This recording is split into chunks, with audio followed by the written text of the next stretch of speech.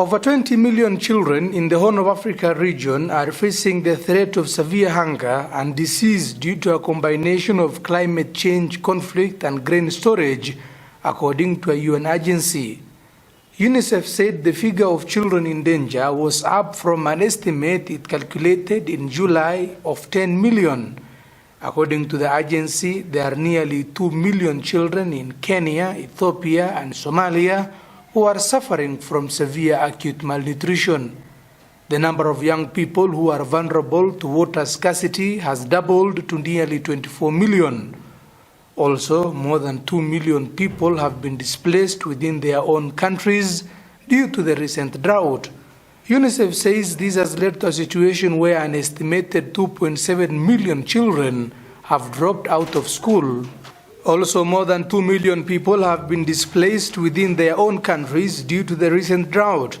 UNICEF says this has led to a situation where an estimated 2.7 million children have dropped out of school, with an additional 4 million at risk.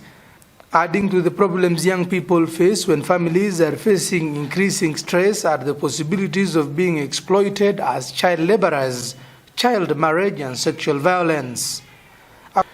According to the UNICEF Deputy Regional Director for Eastern and Southern Africa, Luc van Duel, collective and accelerated efforts have mitigated some of the worst impact of the drought.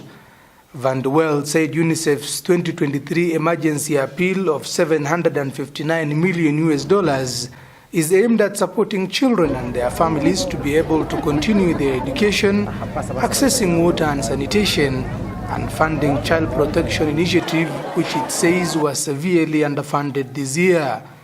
UNICEF estimates an additional $690 million is required to support long-term investment for children and their families to recover and adapt to climate change.